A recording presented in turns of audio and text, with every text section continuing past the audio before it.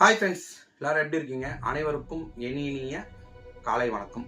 இன்னைக்கு நம்ம பார்க்கக்கூடியது ஒரு பெஸ்டான, அதாவது டாப் லிஸ்ட்ல இருக்கக்கூடிய கண்ட்ரிஸோட மேட்ச் இன்னைக்கு. ஸோ நம்ம ஒட்டு மொத்த கிரிக்கெட்ல பார்த்தீங்கன்னா ஒரு 10 டீம் செலக்ட் பண்ணோம்னா அந்த 10 டீம்ல 5 டீமுக்கு மேலே இருக்கக்கூடியது தான் Australia, England, south Africa. So Netherlands இப்போதான் கொஞ்சம் கொஞ்சமாக ஃபார்ம் பண்ணி வந்துட்டு இருக்காங்க. ஆனால் நெதர்லாண்டும் ஒரு பெஸ்டான டீம் தான் சொல்லலாம். ஸோ இன்னைக்கு முதல் மேட்சாக இருக்கக்கூடியது இங்கிலாந்து வெர்சஸ் ஆஸ்திரேலியா.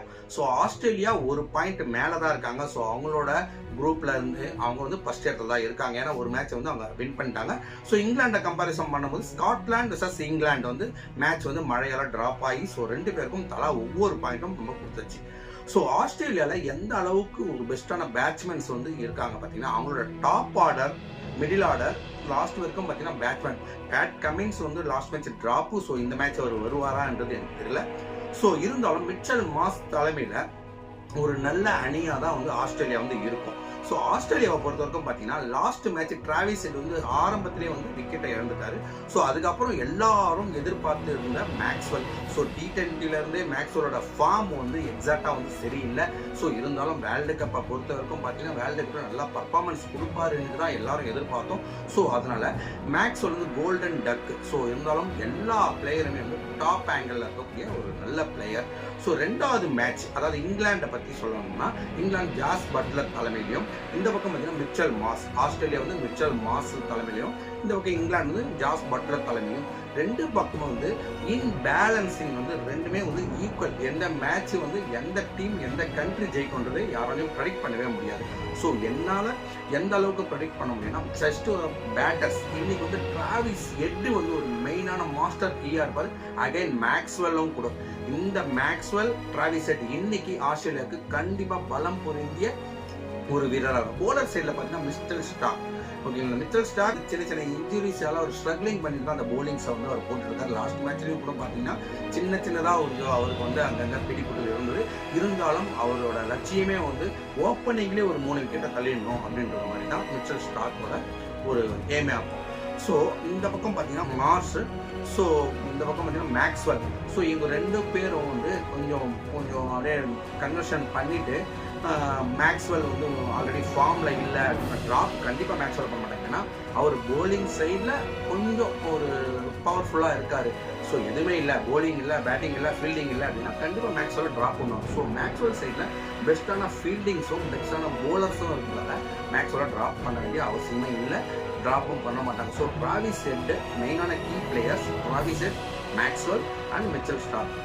ஓகேங்களா, இப்போ அடுத்தது பார்த்தீங்கன்னா இங்கிலாந்து சைடில் பார்த்தீங்கன்னா பிலிப் சால்ட். ஓகேங்களா, பிலிப் சால்ட்டை பொறுத்த வரைக்கும் பார்த்தீங்கன்னா KKR டீமில் ஒரு பெஸ்ட்டான ஒரு பர்ஃபார்மன்ஸை பிலிப் சால்ட் லாஸ்ட் மேட்ச்சில் இங்கிலாந்து டூர் நடந்ததால ஸோ பிலிப் சால்ட் அங்கேருந்து வந்துட்டார். இருந்தாலும் அவரோட பர்ஃபார்மன்ஸும் லாஸ்ட் ஃபைனலுக்கும் கண்டிப்பாக கொடுத்துருப்பாரு. ஸோ ஜாஸ் பட்லர் உங்களுக்கு சொல்லவே தேவையில்லை, நடந்து முடிஞ்ச IPL அதிக சதங்கள் அடித்தது ஒரே ஒரு பிளேயர் அப்போ ஜாஸ் பட்லர் மட்டும்தான். ஸோ அந்த கண்ட்ரியை பொறுத்த வரைக்கும் பார்த்தீங்கன்னா பேட்டிங் ஆர்டர் பொறுத்த வரைக்கும்னா ஓப்பனிங்கும் சரி மிடில் ஆர்டரும் சரி ஹெவியா ஃபார்ம்ல இருக்கு. ஸோ மொயின் அலி உள்ள வருவாரா, சாம் கரனான்றது தான் கொஞ்சம் டவுட்ஃபுல்லா இருக்கு. ஸோ இருந்தாலும் ரெண்டு பேருக்குமே நல்ல ரோல் இருக்கு. ஸோ லியாம் லிவிங்ஸ்டன், மொயின் அலி, சாம் கரன், இந்த 3 பேர்ல 2 பேட்ஸ்மேன் தான் இன்னைக்கு உள்ள இருப்பாங்க, 2 ஆல்ரவுண்டர் தான் உள்ள இருப்பாங்க. ஸோ அது யாருன்னு தெரியல. ஸோ அதை தெரிஞ்சா கமெண்ட் செக்ஷன்ல கமெண்ட் பண்ணுங்க. அடுத்த team Netherlands versus South Africa. Aiden Markram, Edwards, இவங்க 2 பேர் தலைமையில் அடுத்த ஒரு மேட்ச் நடக்க போகுது. ஸோ சவுத் ஆப்பிரிக்காவும் பட்டியலில் முதல்ல இருக்கு. ஸோ நெதர்லாண்டும் பட்டியலில் முதல்ல இருக்கு. ஸோ ரெண்டுமே ஒரு மேட்சை ஜெயிச்சு அவங்க பட்டியலில் மேலே கீழே இருக்காங்க. ஸோ சவுத் ஆப்பிரிக்கா, இப்போ ஆஸ்திரேலியாவும் இங்கிலாண்டும் நான் சொல்லிட்டேன். ஸோ இரண்டுமே பேலன்ஸ்டு டீம் இருக்கு. அதே மாதிரி நெதர்லாந்து வெர்சஸ் சவுத் ஆப்பிரிக்கா பார்த்தீங்கன்னா நெதர்லாந்து வெர்சஸ் சவுத் ஆப்பிரிக்கா. என்னோட கையை பாருங்க, இந்த ஒரு அளவுக்கு தான் நெதர்லாந்து வெர்சஸ் சவுத் ஆப்பிரிக்கா.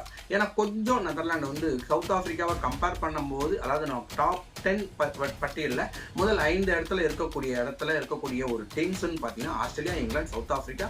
அதுக்கப்புறம் சம் டீம்ஸ். ஸோ இந்தியாவை கம்பேர் பண்ணால் இந்தியா, ஆஸ்திரேலியா அந்த மாதிரி தான் நான் வருவேன். ஸோ இந்த 3 டீமுக்கு கம்பேர் பண்ணும்போது ஆஸ்திரேலியா, இங்கிலாந்து, சவுத் ஆப்பிரிக்கா அந்த மாதிரி வருது. ஸோ இதுலேயும் எய்டன் மார்க்ரம் ஒரு மெயினான ரோல் தான். ஏன்னா 1 டவுனில் கண்டிப்பாக வருவார். ஸோ இதில் சொல்லவே வேணாம், சிக்ஸர் மழைகளை நம்மளோட கிளாசன். ஸோ கிளாசனோட ரோல் எந்த இடத்துல கிளாசனை டவுனில் இறக்கினாலுமே சரி, கிளாஸனோட பர்ஃபார்மன்ஸ் அற்புதமான பர்ஃபார்மன்ஸ் நம்மளுக்கு கண்டிப்பாக கொடுக்கறதுக்காக கிளாஸன் காத்துட்டு இருக்காரு. ஸோ இன்னைக்கு சாட்டர்டே ஒரு என்ஜாய்ஃபுல் டேவாக தான் இருக்கும். ஸோ எல்லாருமே ப்ரே பண்ணிக்க வேண்டிய ஒரே ஒரு விஷயம் என்னென்னா, ரெயினால் ஸ்டாப் ஆகக்கூடாது. ஏன்னா இன்னைக்கு நடக்கக்கூடிய தரமான 2 டீம் ஓகேங்களா, சூப்பரான ஒரு பர்ஃபார்மன்ஸ். 2 பக்கமும் சிக்ஸர் மழைகளாக இருக்கும். ஒன்று ஹை ஸ்கோராக இருந்தால் 2 பக்கமும் ஹை ஸ்கோராக இருக்கும். இல்லை லோ ஸ்கோரை சேஸ் பண்ணாலும் 2 பக்கமும் வந்து ரொம்ப டஃப்பாக இருக்கும்.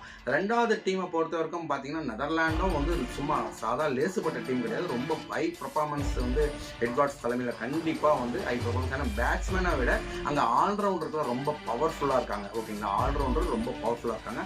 ஸோ இங்கிலாந்து ஆஸ்திரேலியா அப்படின்ற பார்க்கும்போது எது வந்து இன்னைக்கு வின் பண்ணும் அப்படின்றது சரியாக ப்ரெடிக்ட் பண்ணவே முடியாது. ஸோ இந்த பக்கம் சவுத் ஆஃப்ரிக்கா வர்சஸ் நெதர்லாண்டு சொன்னால் ஒரு 65% வந்து சவுத் ஆஃப்ரிக்கா, பேலன்ஸ் இருக்க 35% வந்து Netherland. So Australia versus England 100 ரெண்டுமே வந்து 100 to 100 பை லக். ஏதாவது ஒன்று, ஏதாவது சின்ன சின்ன ஃபால்ட்டால் ஏதாவது இந்த 2 கண்ட்ரியில் ஏதாவது ஒரு கண்ட்ரி வந்து இன்னைக்கு தோக்கிறதுக்கான வாய்ப்புகள் இருக்குது. மற்றபடி பார்த்தீங்கன்னா இன்னைக்கு ஒரு மேட்ச் வந்து ரொம்ப சுவாரஸ்யமாக இருக்கும். கண்டிப்பாக எல்லாருமே அதை பார்த்து என்ஜாய் பண்ணுவோம். ஸோ இதில் யார் யாரெல்லாம் பிக் பண்ணணும், எந்த அளவுக்கு எந்த கீ பிளேயர்ன்றதை ஆல்ரெடி நான் சொல்லியாச்சு. ஸோ அதை பார்த்து கண்டிப்பாக இன்னைக்கு மேட்சை